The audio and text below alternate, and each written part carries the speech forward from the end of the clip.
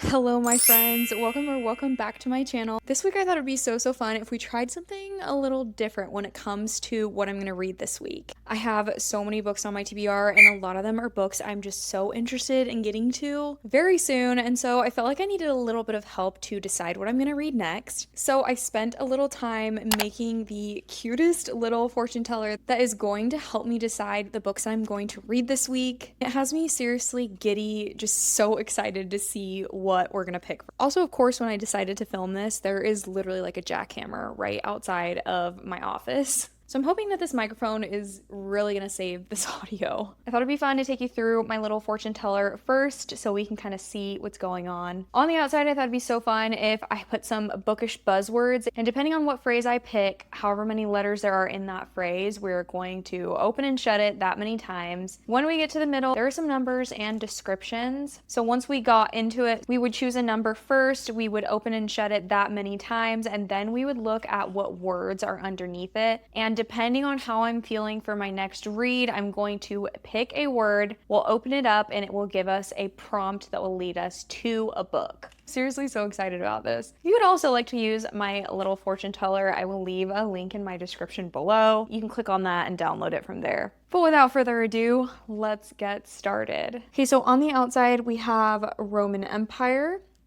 Slow Burn, Book Boyfriend, and 5-star read. I think based off of how I'm feeling, I'm gonna go Slow Burn. Slowburn. On the inside, we have 3, 4, 7, and 8. My favorite number is 4, so we're gonna go for 4. 1, 2, 3, 4. But now we're gonna look to the words that are below those numbers, and I'm gonna pick based off of that. So we have addictive, unexpected, next fave, and haunting. Based off of that, ooh, this is rough. How I'm feeling, I am really wanting to read an addictive kind of a book, so we're gonna choose that one. And that is going to have us opening up a little fortune teller. It says, pick a book with a couple you have been dying to read about. Ooh, this is making me so excited. Let me go through my shelf and we're gonna go from there. With this prompt, I'm thinking fantasy. I am going to take a peek at my shelf and pick a few books and we'll choose from there.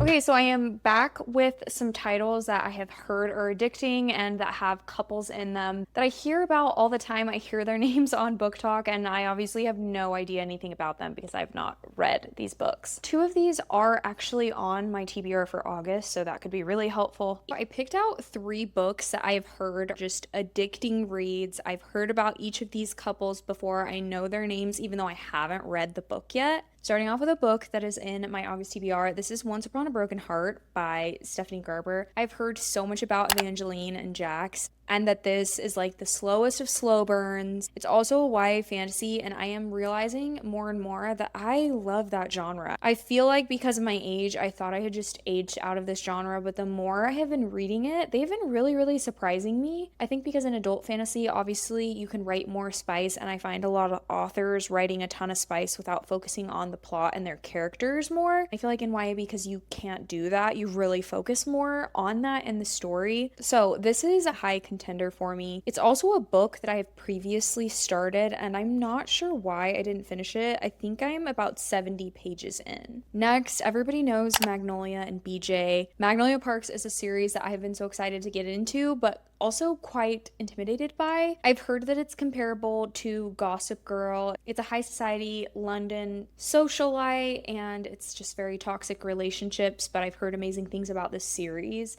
This is also on my August TBR, so it would be a very good opportunity to read this. And then lastly, I don't think there's a person alive who hasn't heard of Peyton and Kai. Whether or not you like this book, you've heard about them. I've heard this is also enemies to lovers, and our female main character is powerless essentially in a society that you're either killed or you're banished from society. I don't know which one if you don't have powers, but she somehow has flown under the radar until obviously something happens in this book. There's supposed to be trials in this as well. As I'm talking about this, I think I'm leaning towards the least just because it's not already on my August TBR, I feel like it'd be better to choose one of the two that are. So that has me leaning towards Once Upon a Broken Heart and Magnolia Parks. And you know what? I think I am in a fantasy mood. And so I'm going to go with Once Upon a Broken Heart by Stephanie Gerber. A lot of YouTubers that I really like their taste have loved this series. So I'm really, really excited to get into it. So our first read of the week is going to be Once Upon a Broken Heart by Stephanie Gerber.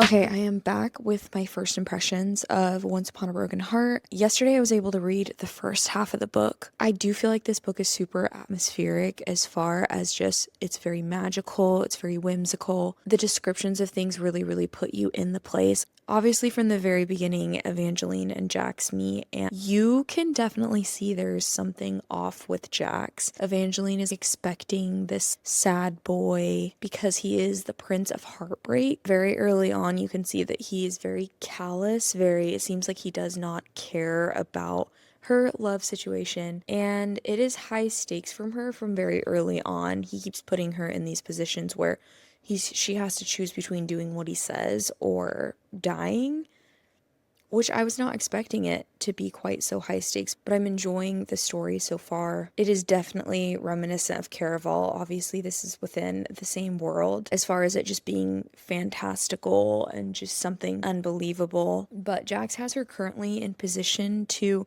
marry another man. So I have questions.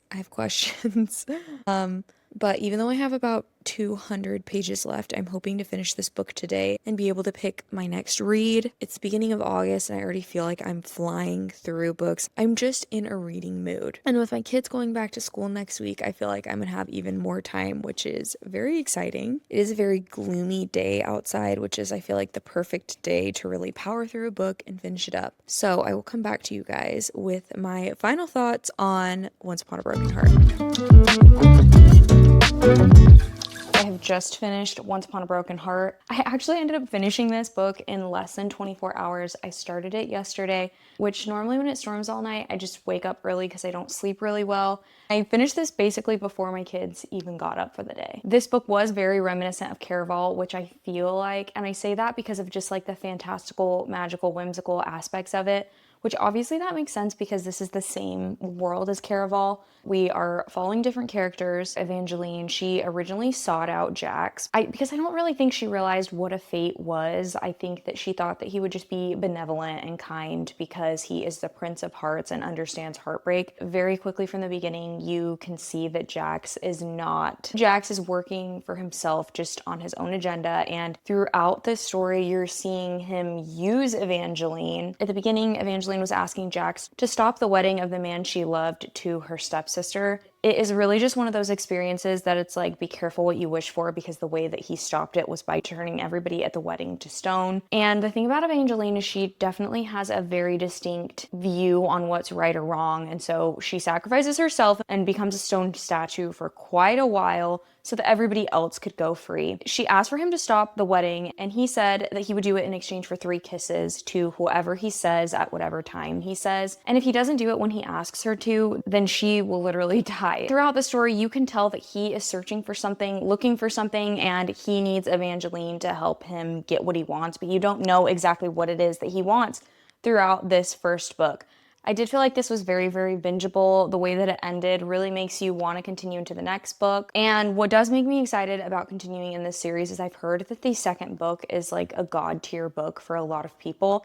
So I am intrigued by that. Now that we are done officially with Once Upon a Broken Heart, we get to pick our next read, which I'm so excited about. So I have the lovely fortune teller here, and we are going to pick the next read.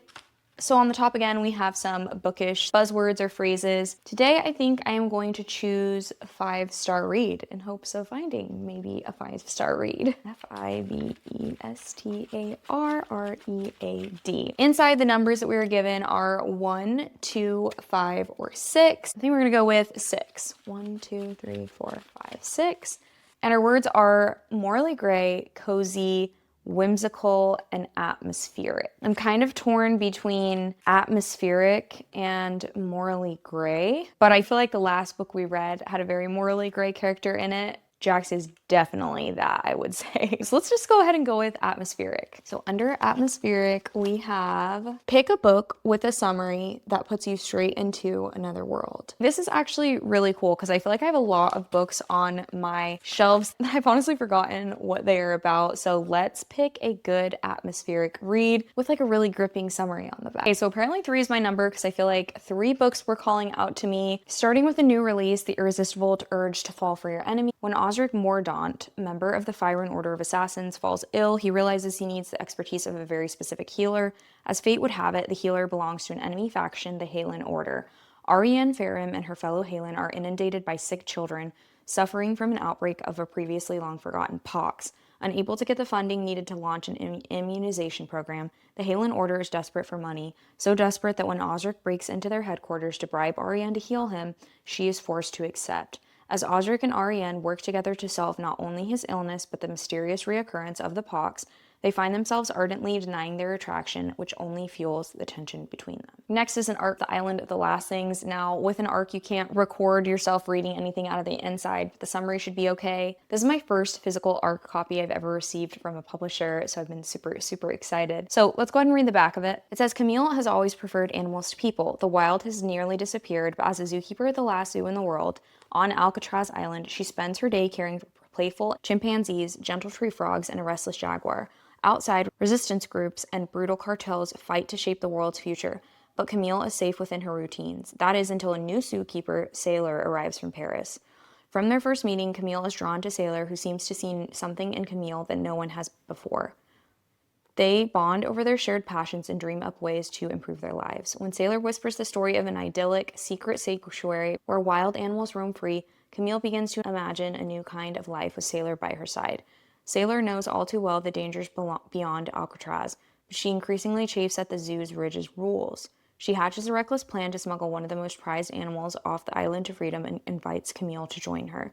The consequences if they fail would be catastrophic, and Camille must decide if she's ready to risk everything for the promise of a better world. Okay, that summary actually sounded so good. I felt like I was actually in that world as we were talking about it, so I think I'm already leaning towards this one more, but let's read the last summary. This book is called Heavenly Bodies, and I've heard great things about it, and the next book is coming out really soon, which I'm excited about. So let's read the summary and see what we think. In a world ruled by the cruel and merciless stars, Alara has been cursed by fate. A prophecy promises she will fall for a star, but that it will kill them both. So when Ariete, star of wrath and war, descends to wreak havoc on Alara's kingdom of night, she flees her home only to be captured by the neighboring Helios, kingdom of light, and falls straight into the arms of an enemy prince. Fearing that Ariete might turn his sights to Helios next, Prince Lorenzo is forced to train Alara as a weapon, one worthy of battling against the tyrannical reign of the stars. But there are shadows even within the Kingdom of Light, and they threaten to reveal the darkness in Lorenzo's past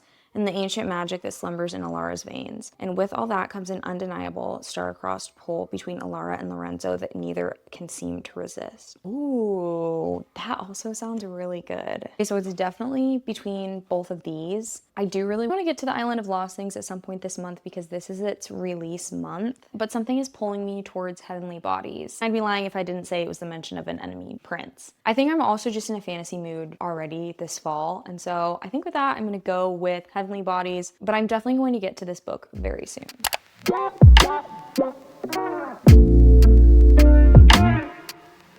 I'm officially about halfway through Heavenly Bodies. I am enjoying it so far. I do really appreciate how in the first chapter it sucks you in because things are just happening. Our main character is waking up essentially with a sack over her head and she is being kidnapped and taken out of her kingdom against her will. I also appreciate that for once we are getting a royal FMC who is not helpless. From the beginning, she's fighting tooth and nail to be able to get away from the people who have her, which I feel like is really refreshing for an FMC, especially one that's a princess. I picked this book because it sounded like it would be really atmospheric, and I will say that it's living up to the hype. The different kingdoms in this are really reminiscent to me of ACOTAR in the way that we are spending a lot of time in Helios, which is basically the land of the sun. It kind of reminds me of the Day Court a bit, because Helios, the land that she is in, the land that the king essentially kidnapped her and is forcing her to stay, it is almost always like daytime daytime. It's always hot. The land just really lives up to its name. And our main character, Alara, is from essentially like a kingdom of night where it's always very cool. It's always like twilight as far as what it looks like outside. And the two main characters, their magic is very much attributed to the kingdom which they are from, because Alara has shadow magic. She also has illusions and she has dream walking. Our MMC in this, Enzo, he has fire, light, and like a seer power. Definitely very atmospheric. I'm seeing these images in my head.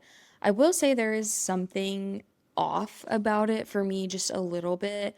Like, as I've been going, I've just been kind of like, yeah, this story is interesting, but it's not like my favorite fantasy read of the year by any means. However, now that I'm halfway through it, we have changed location and it is becoming a bit more gripping as far as the story. Essentially, there is a prophecy that has kind of ruined Alara's life, that she will fall in love with the King of Stars and it will kill them both. Now, our love interest is not the King of Stars. He is the Prince of Helios, and his dad, the King of Helios, kidnapped her so that she could help them kill the King of Stars, which his name is Ariete. I think that's how you say it. Honestly, there's a glossary in the front of it that I should really see if there's a pronunciation. Okay, so it's actually pronounced Ariet, and he's the King of Stars, the god of wrath, war, and blood. And in this story, stars are essentially kind of like gods. I would relate them to. Each one of them is a god of something different, and so he's the god of war, obviously. And so you just know that he killed her family and killed a lot of people in her kingdom, basically from the very first chapter. That's not really a spoiler, but it's very interesting that she has this looming prophecy when you see her falling for the Prince of Helios, who is not the King of Stars that she's fated to fall for. So I have all of these like scenarios running into my mind of how this is gonna happen, and we'll see how it ends up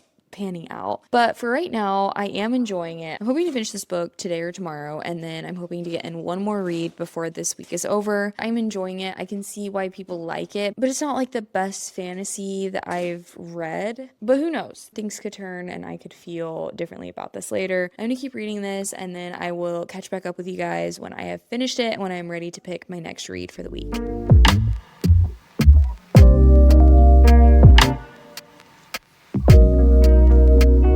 Trippy. Yeah, it like did like 3 twists within the last 30 pages. Okay, I was gonna wait until morning to talk to you guys about this book, but I can't because I just have so many thoughts. It's so funny because for the first half of this book, I was like, you know what? It's fine. It's good. I'm somewhat entertained, but I don't feel like I'm really reading anything super fresh, different. The first half of this story, I wouldn't say I was hooked on it. There were definitely some parts that were intriguing, but there were some parts that were just taking me out of the story a little bit. This book got so much better in the second half of the book. That's when I felt like I really got hooked into this story. I know that there were already high stakes in the first half of the book, but they just got so much higher in the second half of the book, and then the twists and turns that it took, specifically towards the end of this book, was crazy. From the very beginning, we know that there's a prophecy that Alara is supposed to fall in love with the King of Stars and it will kill them both, basically. As we just kept going and kept going, I felt like the author was really saving however that was going to pan out for the end, because I just kept reading and reading and I'm like, man, this is getting really good, but there's not that much left of the book and we still haven't really resolved this whole prophecy thing. But then, I kid you not, in like the last 50 pages, so much happened, and I feel like the plot twist had plot twists because I saw one plot twist coming, and then turns out that wasn't the actual big plot twist of the book. It honestly was just so crazy, and with the ending, it just cemented it for me as a book that I will definitely be continuing on in this series, and I will be so excited for the next book to come out. I truly think that this series will probably just get better and better. The first half of this book was good. It wasn't great, but it just got stronger towards the end of it, and so I'm really, really excited to see what the next book has in store for us. I would say this was definitely enemies to lovers for the first part of it, and then we could just see this flirty banter, this attraction there towards the middle of it, and then we didn't really get anything physical towards the end, which I really, really appreciate. And speaking of that banter, I felt like it was so well done. I felt like Alara was so witty. Like there was a few times where she said something and I was like, yes, girl, yes. I just loved how witty she was. She just threw it right back at our MMC Enzo would just say little things like he was somewhat arrogant or teasing, but not in a way that would throw you off because generally I don't like when an MMC is like arrogant or anything like that. But she would just come back with just the best comeback that would just shut it down. It was so funny. I really appreciated that. It's literally so late right now, but I had to finish that book and I just had to talk to you guys about it. So since we're up anyway, let's just go ahead and pick the last book that we're going to be reading in this video. Okay, so we've got our lovely little fortune teller here, and let's see what we will choose today. I'm feeling Roman Empire. That is what I'm feeling right now. Isn't that what we all want out of a read? Just like a book that just can't leave us. We think about it all the time, and it's our new Roman Empire. All right, so ROMANEMPIRE. The numbers we have are 1, 2, 5, and 6. Let's go with 5. 1, 2, 3, 4, 5. All right. So our words are haunting, addictive, unexpected, and next fave. I think what I'm going to do is go with haunting, and it says pick a book with a first page that'll stick with you. All right. So let's do that.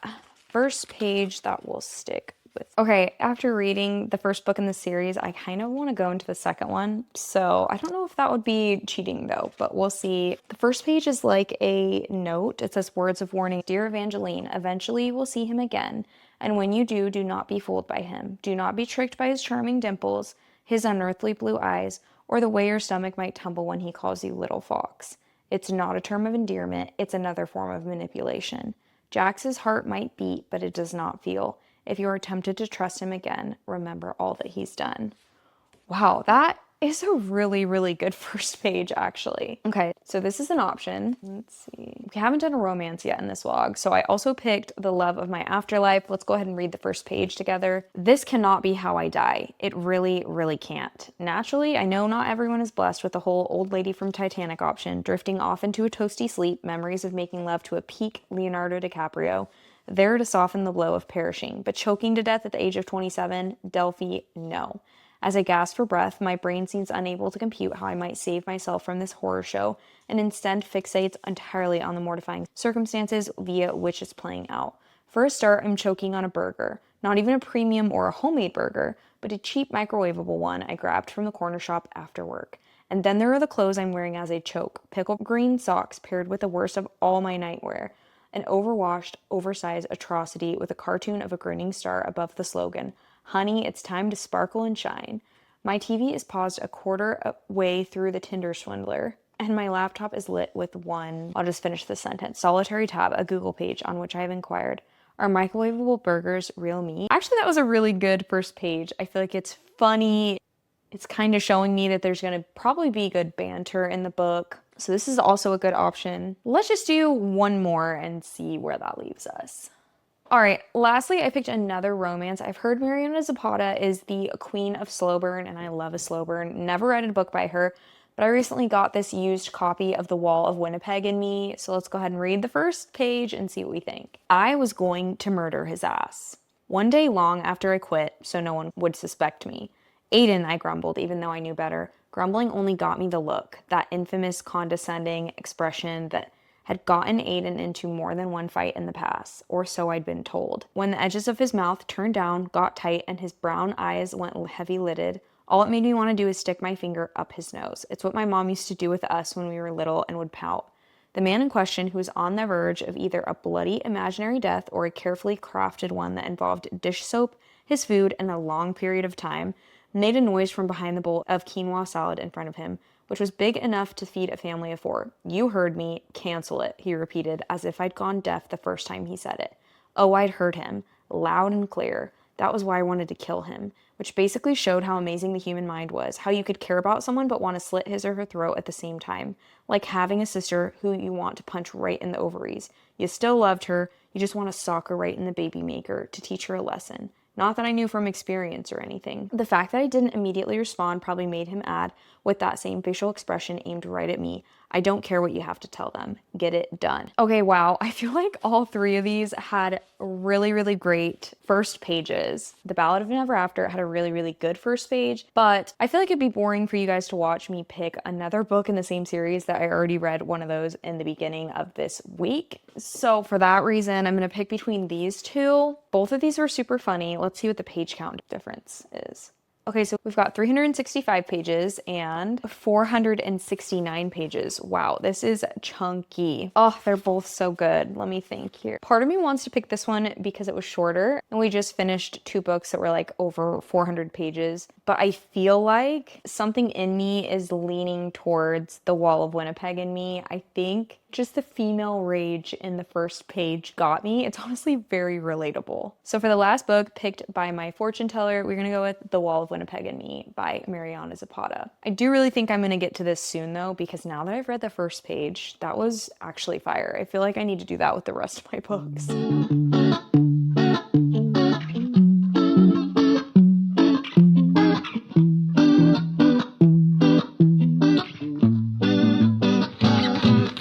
So excited to talk to you about this book. I just finished The Wall of Winnipeg in the early hours of this morning, and I absolutely loved it. Obviously, I said before I've never read a Mariana Zapata, but I've heard that she is the queen of slow burn, and I get it, finally, because this book was like 470-ish pages long. It was like 390, and we didn't have like even a love declaration yet. She was giving us crumbs this entire book, but you know what? I ate it up. I absolutely loved it. I honestly think for me, it just made it so fun. Like, I devoured this book so quickly, and I think it was because I was on the edge of my seat for these scraps that we were getting. And I don't know. I just really connected with it. I really loved it. Like, for me, this was like a really easy 5 stars. I just gobbled it up. I feel like now she's gonna be an auto-buy author for me because I already want to read so many more of the books that she's come out with. In this book, we have our main character, Vanessa, and she is a personal assistant to Aiden Graves, who is also known as the Wall of Winnipeg because he's this huge, massive football player. He's from Canada, and he's playing for a team that is in the States. Everybody knows how amazing he is. And she has worked for him for 2 years and not even gotten a smile. He isn't like outwardly mean or anything like that, but he's just not very warm. Like, he's not very personable. At the same time, he's also not really shown her appreciation for everything that she does. She has a full-time job and then some because she cleans for him, she cooks for him, she does all his emails, she goes with him when he travels, she keeps track of his schedule. The things that she is doing, it's just like crazy. Vanessa's really, really good at just taking what he says that isn't necessarily mean, but like he's just very like dry, like just very get it done. She takes that in stride and just keeps going, always has a positive attitude. But what happens is towards the beginning of this book, she ends up deciding to quit because she overhears his agent talking bad about her. And even though he doesn't join in, he also doesn't step up to defend her. And she's like, you know what? Like, I've given so much of myself to this person, and if he cannot even just stick up for me, then what am I doing here? And she had already been wanting to quit because she finally saved up enough from the money that she got from this job to be able to go full-time working for herself with her own marketing business. She designs paperback covers, she designs logos, branding, and so she leaves and she goes back to her crappy apartment, and a few weeks later, Aiden is there sitting on her steps and he is asking her to come back, and she is just like, no, take no for an answer. And he does not understand why she's not coming back. And it finally gets to the point that he just keeps coming back and asking her. And they end up getting on the subject of his citizenship and how his green card, I think, is about to expire because he's Canadian. He basically tells her, like, I don't want to continue to apply for a work visa. I want to live in the States. Like, this is where I want to be. I don't want it to have to be contingent on living here. And she's just like trying to get him out of her house, and she's like, well, you need an American citizen then. That shouldn't be too hard for you. And then he fixates on her and how he wants her to be the person that she marries. He offers her a deal that she has a really hard time saying no to. After a while, she ends up saying yes, and the two of them like work on their relationship as friends because he's not really good at being a friend, and you really see the efforts that he's making, and you also see just the respect that she's always had bad for him. And she ends up having to move in with him, so she's under the same roof, so there's forced proximity there and a marriage of convenience. And I felt like the tropes were just done really, really well. I really liked both of our characters.